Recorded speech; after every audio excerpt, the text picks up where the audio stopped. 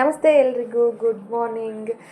ಇವತ್ತು ಶುಕ್ರವಾರ ಬೆಳಗ್ಗೆಯಿಂದನೇ ವ್ಲಾಗ್ನ ಸ್ಟಾರ್ಟ್ ಮಾಡ್ತಾ ಇದ್ದೀನಿ. ಶುಕ್ರವಾರ ಸ್ವಲ್ಪ ಬೇಗನೆ ಎದ್ದಿರ್ತೀನಿ, ಯಾಕಂತ ಹೇಳಿದ್ರೆ ಅವತ್ತು ಪೂಜೆ ಎಲ್ಲ ಇರುತ್ತೆ ಅಲ್ವಾ. ಹಾಗಾಗಿ ಬೆಳಗ್ಗೆ ಇವಾಗ ನಾನು ಒಂದು 5:45 ಆಗಿದೆ ಎದ್ದಿದ್ದೀನಿ. 5:45 ಆಗಿತ್ತು ಎದ್ದಾಗ.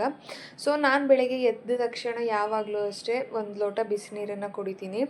ಬಿಸಿನೀರನ್ನು ಕುಡಿಯೋದ್ರಿಂದ, ಬಿಸಿ ನೀರು ಅಂದರೆ ತುಂಬ ಬಿಸಿಯಾಗಿರುವಂಥದ್ದಲ್ಲ, ಉಗುರು ಬೆಚ್ಚಗಿರುವಂತಹ ನೀರು, ಜಾಸ್ತಿ ಬಿಸಿ ಇರಬಾರ್ದು, ಜಸ್ಟ್ ಬೆಚ್ಚಗಿದ್ರೆ ಸಾಕು. ಆ ಬಿಸಿ ನೀರನ್ನು ಕುಡಿಯೋದ್ರಿಂದ ಆರೋಗ್ಯಕ್ಕೆ ತುಂಬಾ ಒಳ್ಳೆಯದು. ನಮ್ಮ ಲಿವರ್ ಕ್ಲೀನ್ ಆಗೋದಕ್ಕೆ ತುಂಬಾ ಹೆಲ್ಪ್ ಮಾಡುತ್ತೆ ನಾವು ಬೆಳಿಗ್ಗೆ ಎದ್ದ ತಕ್ಷಣ ಖಾಲಿ ಹೊಟ್ಟೆಗೆ ನೀರು ಕುಡಿಯೋದ್ರಿಂದ.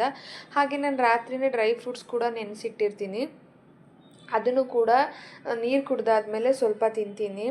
ಮತ್ತು ನೀರು ಕುಡಿಯುವಾಗ ಸಿಪ್ ಬೈ ಸಿಪ್ ನೀರು ಕುಡಿಬೇಕು. ಅದು ನೀರು ಕುಡಿದು ಎಲ್ಲ ಡ್ರೈ ಫ್ರೂಟ್ಸ್ ಎಲ್ಲ ತಿಂದಿದ್ದು ಆದಮೇಲೆ ಮತ್ತೆ ಕೆಲಸಗಳು ಶುರುವಾಗುತ್ತೆ. ಇವತ್ತು ಶುಕ್ರವಾರ ಆಗಿರೋದ್ರಿಂದ ಬಾಗಿಲಿಗೆ ನೀರು ಹಾಕೋಣ ಅಂತ ಹೇಳಿ ಬಂದೆ. ಬಾಗಿಲನ್ನ ಮುಂದೆ ಎಲ್ಲ ಆಲ್ರೆಡಿ ಕೆಲಸದವರು ಕ್ಲೀನ್ ಮಾಡಿಬಿಟ್ಟು ಹೋಗಿರ್ತಾರೆ. ನಾನು ನಮ್ಮ ಮನೆ ಹತ್ರ ಅಷ್ಟೇ ಕ್ಲೀನ್ ಮಾಡಿಕೊಂಡು ನೀರು ಹಾಕ್ತಾಯಿದ್ದೀನಿ. ನೀರು ಹಾಕಿ ರಂಗೋಲಿ ಹಾಕೋದು, ಸೂರ್ಯ ಹುಟ್ಟೋದಕ್ಕಿಂತ ಮುಂಚೆನೇ ಬಾಗಿಲಿಗೆ ನೀರು ಹಾಕಿ ರಂಗೋಲಿ ಹಾಕೋದ್ರಿಂದ ತುಂಬ ಒಳ್ಳೆಯದು. ಸೂರ್ಯ ಹುಟ್ಟಿದ ಮೇಲೆ ರಂಗೋಲಿ ಹಾಕೋದು ಸೂರ್ಯನ ಮುಖಕ್ಕೆ ನೀರು ಎರಚಿದಂಗೆ ಅಂತ ಯಾರೋ ಒಬ್ಬರು ನನಗೆ ಹೇಳಿದ್ರು. ಹಾಗಾಗಿ ನಾನು ಯಾವಾಗಲೂ ಸೂರ್ಯ ಹುಟ್ಟೋದಕ್ಕಿಂತ ಮುಂಚೆನೇ ಹಾಕ್ತೀನಿ, ಲೇಟ್ ಆದರೆ ಖಂಡಿತ ಹಾಕೋಕ್ಕೆ ಹೋಗಲ್ಲ. ಇವಾಗ ಮುಂಚೆ ಎಲ್ಲ ಹಾಕ್ಬಿಡ್ತಿದ್ದೆ. ಸೊ ಅದೆಲ್ಲ ಕೆಲಸ ಎಲ್ಲ ಆಗಿದ್ಮೇಲೆ ಮಾಮೂಲಿ ಕೆಲಸ ಇದ್ದೇ ಇದೆಯಲ್ಲ, ತಿಂಡಿ, ಮಕ್ಕಳನ್ನ ಸ್ಕೂಲಿಗೆ ಬಿಡೋದು ತುಂಬಾ ವೆರಿ ಇಂಪಾರ್ಟೆಂಟು. ಆ ಕೆಲಸದಲ್ಲಿ ಬ್ಯುಸಿಯಾಗಿ ಹೋಗ್ತೀವಿ. ಎಷ್ಟೇ ಕೆಲಸ ಇದ್ರೂ ಕೂಡ ಮಕ್ಕಳನ್ನ ಸ್ಕೂಲಿಗೆ ಕಳಿಸೋದು ಒಂದು ದೊಡ್ಡ ಕೆಲಸ ಆಗಿಬಿಡುತ್ತೆ. ಅವ್ರು ಹೋಗೋ ಅಷ್ಟರಲ್ಲಿ ನಮಗೆ ಸಿಕ್ಕಾಬಿಟ್ಟೆ ಸುಸ್ತಾಗಿ ಹೋಗ್ಬಿಟ್ಟಿರುತ್ತೆ. ನಾನಿವತ್ತು ಲೈಟಾಗಿ ಮಸಾಲೆನ ಯೂಸ್ ಮಾಡಿ ಪಲಾವ್ನ ಮಾಡ್ಕೊಳ್ತಾ ಇದ್ದೀನಿ. ನಾನು ನಾರ್ಮಲಾಗಿ ಫ್ರೈಡೇ ಟೈಮಲ್ಲಿ ಯಾವಾಗ್ಲೂ ಪಲಾವನ್ನೇ ಜಾಸ್ತಿ ಮಾಡ್ಕೋತೀನಿ. ನಾನು ಪಲಾವ್ಗೆ ಜಾಸ್ತಿ ಏನು ಮಸಾಲೆ ಹಾಕ್ಕೊಂಡಿಲ್ಲ, ಸ್ವಲ್ಪ ಕಾಯಿ, ಚಕ್ಕೆ, 1-2 ಹಸಿರು ಮೆಣಸಿನ್ಕಾಯಿ ಮತ್ತು ಬೆಳ್ಳುಳ್ಳಿ, ಶುಂಠಿನ ಹಾಕ್ಕೊಂಡು ಪಲಾವ್ನ ಮಾಡಿಕೊಂಡೆ. ತುಂಬಾ ಚೆನ್ನಾಗಿರುತ್ತೆ. ಪಲಾವ್ ಕೂಡ ರೆಡಿ ಆಯಿತು. ನಾನು ಯಾವಾಗಲೂ ಫ್ರೈಡೇ ನಾರ್ಮಲಾಗಿ ರೈಸ್ ಐಟಮೇ ಮಾಡ್ಕೋತೀನಿ.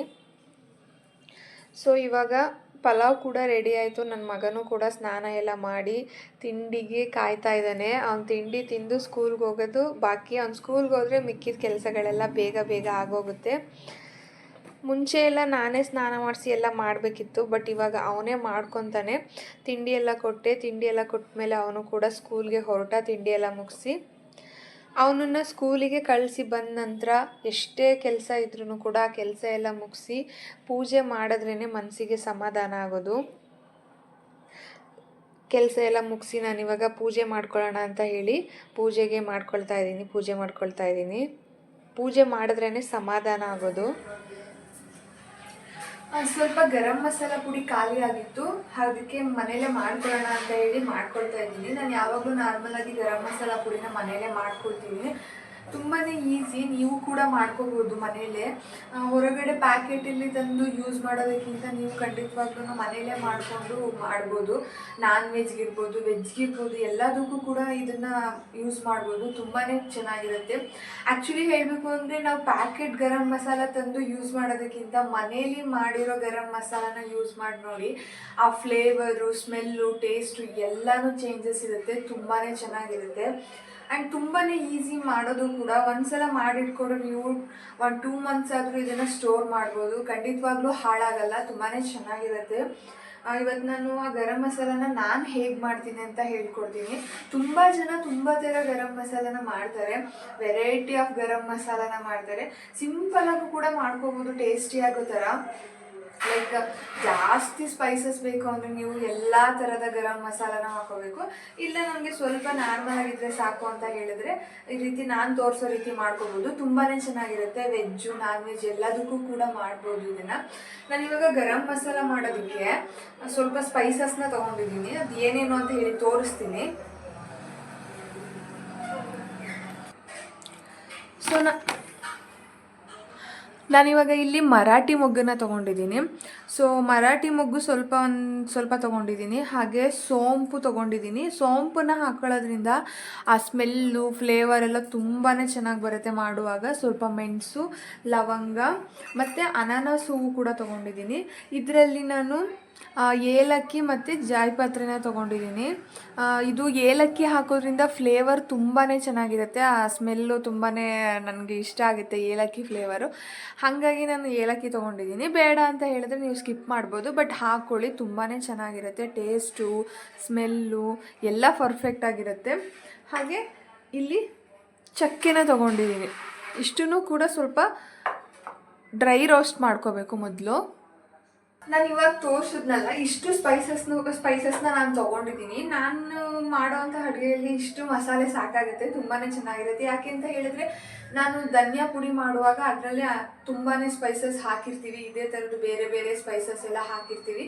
ಸೊ ಹಾಗಾಗಿ ನಾನು ಅದನ್ನು ಕೂಡ ಯೂಸ್ ಮಾಡೋದ್ರಿಂದ ಅಡುಗೆಗೆ ನಾನು ಸ್ವಲ್ಪ ಎಷ್ಟು ಬೇಕಷ್ಟೇ ಅಷ್ಟು ಸ್ಪೈಸಸ್ನ ತೊಗೊಂಡಿದ್ದೀನಿ. ನೀವು ಬೇಕಿದ್ರೆ ಇದರಲ್ಲಿ ಒಣಮೆಣಸು ಮತ್ತು ಧನಿಯಾ, ಕಲ್ಲು ಹೂವು ಎಲ್ಲ ಕೂಡ ತೊಗೋಬೋದು. ನನಗೆ ಇಷ್ಟು ಸಾಕು, ಇಷ್ಟು ನನಗೆ ಕರೆಕ್ಟಾಗಿ ಪರ್ಫೆಕ್ಟಾಗಿ ಆಗುತ್ತೆ ನಾನು ಟೇಸ್ಟಿಗೆ.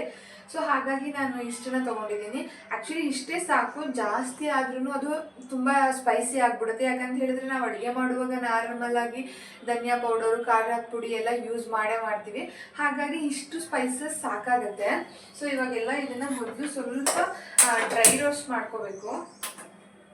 ಜಾಸ್ತಿ ಏನು ಫ್ರೈ ಮಾಡ್ಕೊಳ್ಳೋದು ಬೇಡ, ಸ್ವಲ್ಪ ನಾವು ಇದನ್ನ ಡ್ರೈ ಆಗಿ ರೋಸ್ಟ್ ಮಾಡ್ಕೊಂಡ್ರೆ ಸಾಕು. ಯಾಕಂದರೆ ನಾನು ಮನೇಲೇ ಮಾಡ್ಕೊಳ್ಳೋದ್ರಿಂದ ಮಿಕ್ಸಿಗೆ ಹಾಕ್ತೀನಲ್ವ, ಸೊ ಇದೇನಾದರೂ ಮೆತ್ತಗಿದ್ರೆ ಮಿಕ್ಸಿಯಲ್ಲಿ ಅದು ಪೌಡರ್ ಆಗಲ್ಲ ಸರಿಯಾಗಿ. ಹಾಗಾಗಿ ನಾನು ಸ್ವಲ್ಪ ಫ್ರೈ ಮಾಡ್ಕೊಳ್ತೀನಿ.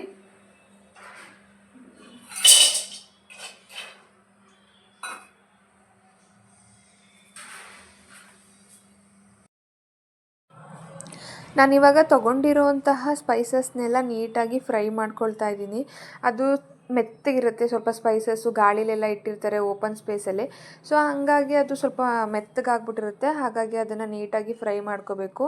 ಮೊದಲು ಅನಾನಸ್ ಹೂವನ್ನ ಫ್ರೈ ಮಾಡ್ಕೊಂಡಿದ್ದೆ, ಅದ್ರ ಜೊತೆನೇ ನಾನು ಇವಾಗ ಮರಾಠಿ ಮೊಗ್ಗನ್ನು ಕೂಡ ಫ್ರೈ ಮಾಡಿಕೊಂಡೆ. ನೆಕ್ಸ್ಟು ಮೆಣಸು ಮತ್ತು ಲವಂಗ ಎರಡನ್ನೂ ಒಟ್ಟಿಗೆ ಹಾಕ್ಕೊಂಡು ಅದು ಸ್ವಲ್ಪ ಫ್ರೈ ಆದ ನಂತರ ಏಲಕ್ಕಿ ಮತ್ತು ಜಾಯಿಪತ್ರೆನ ಹಾಕ್ಕೊಂಡು ಅದನ್ನು ಕೂಡ ನೀಟಾಗಿ ಫ್ರೈ ಮಾಡಿಕೊಂಡು ಎತ್ತಿಟ್ಕೊಂಡೆ.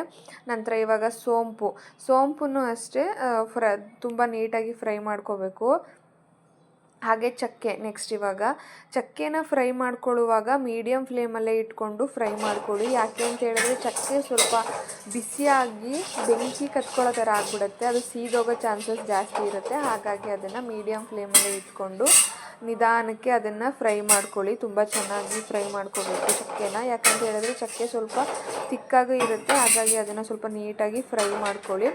ಫ್ರೈ ಮಾಡ್ಕೊಂಡಿದ್ದು ಆದಮೇಲೆ ಎಲ್ಲ ಸ್ಪೈಸಸ್ನೂ ಕೂಡ ಈ ರೀತಿ ಒಂದು ತಟ್ಟೆಯಲ್ಲಿ ಹಾಕಿ ಅದು ತಣ್ಣಗಾಗೋದಕ್ಕೆ ಬಿಡಿ. ಯಾಕಂತ ಹೇಳಿದ್ರೆ ಅದು ಬಿಸಿ ಇರುವಾಗಲೇ ಮಿಕ್ಸಿ ಹಾಕೋದ್ರಿಂದ ಮಿಕ್ಸಿ ಜಾರ್ ಹಾಳಾಗುತ್ತೆ ಖಂಡಿತವಾಗ್ಲೂ. ಹಾಗಾಗಿ ಇದು ಒಂದು 10ರಿಂದ 15 ನಿಮಿಷ ಕೂಲ್ ಆಗೋದಕ್ಕೆ ಬಿಡಬೇಕು. ಕೂಲ್ ಆದ ನಂತರನೇ ನೀವು ಇದನ್ನು ಮಿಕ್ಸಿ ಜಾರಲ್ಲಿ ಹಾಕ್ಕೊಂಡು ನೀಟಾಗಿ ಗ್ರೈಂಡ್ ಮಾಡ್ಕೋಬೇಕಾಗತ್ತೆ. ನಾನಿವಾಗ ಒಂದು 10ರಿಂದ 15 ನಿಮಿಷ ಬಿಟ್ಟಿದ್ದೆ ಇದನ್ನು ಆಗೋದಕ್ಕೆ ಅಂತ ಹೇಳಿ. ಇವಾಗ ನೋಡಿ ಚಕ್ಕೆ ಎಲ್ಲ ಸ್ವಲ್ಪ ದಪ್ಪ ಪೀಸಸ್ ಎಲ್ಲ ಇರುತ್ತಲ್ವ, ಅದನ್ನು ಹಾಗೆ ಹಾಕಿದ್ರೆ ಮಿಕ್ಸಿಯಲ್ಲಿ ಮುರಿಯೋಲ್ಲ. ಹಾಗಾಗಿ ಸ್ವಲ್ಪ ಚಿಕ್ಕ ಪೀಸಸ್ ಆಗಿ ಅದನ್ನು ಕಟ್ ಮಾಡ್ಕೊಳ್ತಾ ಇದ್ದೀನಿ. ಅದು ಫ್ರೈ ಆದಮೇಲೆ ಸ್ವಲ್ಪ ಕ್ರಿಸ್ಪಿಯಾಗಿ ಆಗಿರುತ್ತೆ, ಮುರಿದ ತಕ್ಷಣ ಪಟ್ ಅಂತ ಹೇಳಿ ಮುರಿದೋಗುತ್ತೆ. ಹಾಗಾಗಿ ಅದನ್ನು ಸ್ವಲ್ಪ ಚಿಕ್ಕ ಪೀಸಸ್ ಆಗಿ ಕಟ್ ಮಾಡ್ಕೊಂಡಿದ್ದೀನಿ. ನೆಕ್ಸ್ಟ್ ಇವಾಗ ಇದಕ್ಕೆ ಸ್ವಲ್ಪನೇ ಹಾಕ್ಕೊಂಡು, ಇಲ್ಲಿ ನೋಡಿ ಜಾಸ್ತಿ ಹಾಕೋಬಾರ್ದು, ಸ್ವಲ್ಪ ಹಾಕೋಬೇಕು. ಅದರಲ್ಲಿ ಕಾಲು ಭಾಗದಷ್ಟು ಮಾತ್ರ ಹಾಕೋಬೇಕು. ಹಾಕ್ಕೊಂಡು ಇದನ್ನು ನೀಟಾಗಿ ಗ್ರೈಂಡ್ ಮಾಡ್ಕೋಬೇಕು. ಈ ಥರ ಸಾಫ್ಟ್ ಆಗಿರಬೇಕು, ತುಂಬಾ ಸಾಫ್ಟ್ ಆಗಿದ್ರೆ ಚೆನ್ನಾಗಿರುತ್ತೆ. ನೀವು ತರ್ತರಿಯಾಗಿ ಗ್ರೈಂಡ್ ಮಾಡಿಕೊಂಡ್ರೆ ನೀವು ಅದನ್ನು ಮಸಾಲೆ ಜೊತೆ ಹಾಕಿದಾಗ ಇಲ್ಲ ಅಡುಗೆಯಲ್ಲಿ ಯೂಸ್ ಮಾಡಿದಾಗ ನಿಮಗೆ ಆ ಸ್ಪೈಸಸ್ಸು ಬಾಯಿಗೆ ಸಿಕ್ಬಿಡುತ್ತೆ.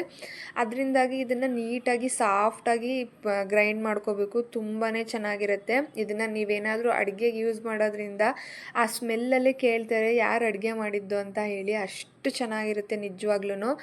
ನೀವು ಪ್ಯಾಕೆಟ್ ಮಸಾಲೆ ಎಲ್ಲ ತಂದು ಮಾಡೋದಕ್ಕಿಂತ ಈ ರೀತಿ ಒಂದ್ಸಲ ಟ್ರೈ ಮಾಡಿ ನೋಡಿ. ಪ್ರೆಗ್ನೆನ್ಸಿ ಜರ್ನಿಯಲ್ಲಿ ನಾನು ಇವತ್ತು ಒಂದು ಹೆಲ್ದಿ ಆಗಿರೋ ಫುಡ್ನ ನಾನು ನಿಮಗೆ ತೋರಿಸ್ಕೊಡ್ತೀನಿ.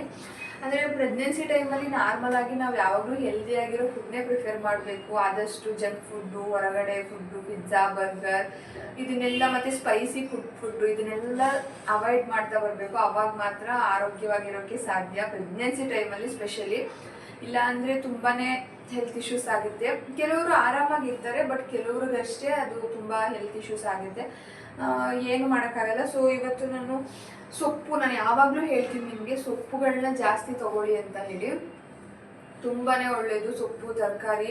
ನಿಮ್ಗೆ ಏನೇ ಸಮಸ್ಯೆ ಇರೋದ್ರಿಂದ ಸೊಪ್ಪಿನಲ್ಲಿ ನಾರಿನಾಂಶ ಜಾಸ್ತಿ ಇರೋದ್ರಿಂದ ಆರಾಮಾಗಿ ಕಾನ್ಸ್ಟಿಟ್ಯೂಷನ್ ಸಮಸ್ಯೆ ಎಲ್ಲ ಸರಿ ಹೋಗ್ಬಿಡುತ್ತೆ. ಹಾಗಾಗಿ ನೀವು ಅವಾಗ ಪ್ರೆಗ್ನೆನ್ಸಿನ ಆರಾಮಾಗಿ ಲೀಡ್ ಮಾಡ್ಬೋದು, ಏನೂ ಪ್ರಾಬ್ಲಮ್ ಆಗಲ್ಲ, ಆರಾಮಾಗಿರ್ಬೋದು. ನಾನಿವತ್ತು ಪಾಲಕ್ ಸೊಪ್ಪನ್ನ ಇವತ್ತೊಂದು ಫುಡ್ಡಲ್ಲಿ ನಾನು ಯೂಸ್ ಮಾಡ್ಕೊಳ್ತಾ ಇದ್ದೀನಿ.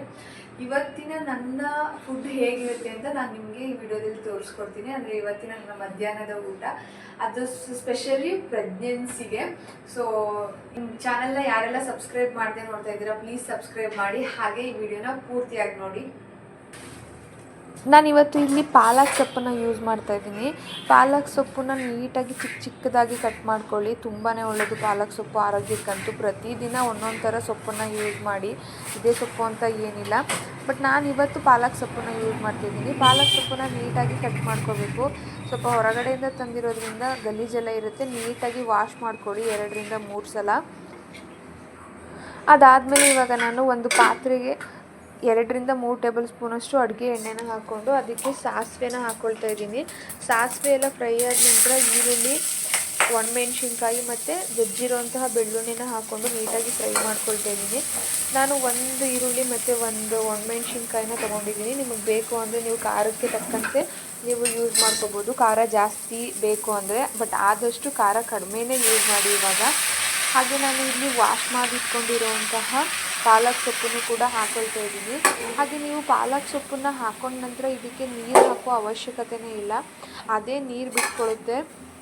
ಆ ಸೊಪ್ಪಲ್ಲೂ ಕೂಡ ನೀರಿನ ಅಂಶ ಇರುತ್ತೆ, ಅದರಿಂದ ನೀರು ಬಿಟ್ಕೊಳ್ಳುತ್ತೆ. ಹಾಗೆ ನಾವು ವಾಶ್ ಮಾಡಿದಾಗ 2ರಿಂದ 3 ಸಲ ಎಲೆಗಳಲ್ಲಿ ನೀರಿನ ಅಂಶ ಹಾಗೆ ಇರುತ್ತೆ. ಹಾಗಾಗಿ ಮತ್ತೆ ನೀರನ್ನು ಹಾಕೋ ಅವಶ್ಯಕತೆ ಇಲ್ಲ.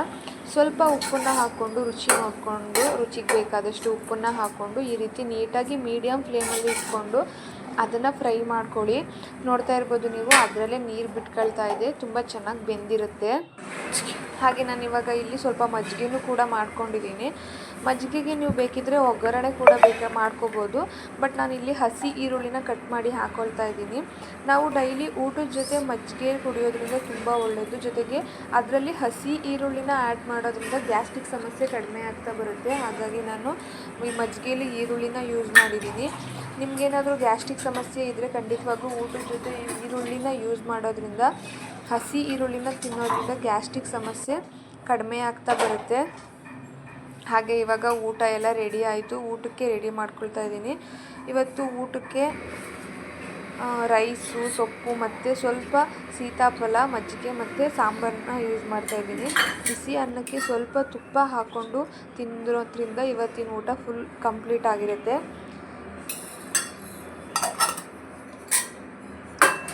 ಕೆಲಸ ಎಲ್ಲ ಮುಗಿಸಿ ಈ ರೀತಿ ಪ್ರಶಾಂತವಾಗಿ ಅಡುಗೆ ಮಾಡಿಕೊಂಡು ಊಟ ಮಾಡಿ ಇವಾಗ ಇನ್ನೇನಿಲ್ಲ, ಸ್ವಲ್ಪ ಹೊತ್ತು ರೆಸ್ಟ್ ಮಾಡೋದಷ್ಟೇ. ಯಾರೆಲ್ಲ ನನ್ನ ವಿಡಿಯೋ ನೋಡಿದ್ದೀರಾ, ಥ್ಯಾಂಕ್ ಯು ಸೋ ಮಚ್. ಹಾಗೆ ಯಾರೆಲ್ಲ ಇನ್ನೂ ಸಬ್ಸ್ಕ್ರೈಬ್ ಮಾಡಿಲ್ಲ, ಪ್ಲೀಸ್ ಸಬ್ಸ್ಕ್ರೈಬ್ ಮಾಡಿ, ಫಾಲೋ ಮಾಡಿ. ನಿಮ್ಮ ಫ್ರೆಂಡ್ಸ್, ಫ್ಯಾಮಿಲಿ ಜೊತೆ ಈ ವಿಡಿಯೋನ ಶೇರ್ ಮಾಡೋದ್ರಿಂದ ನನಗೆ ಸಪೋರ್ಟ್ ಮಾಡಿ.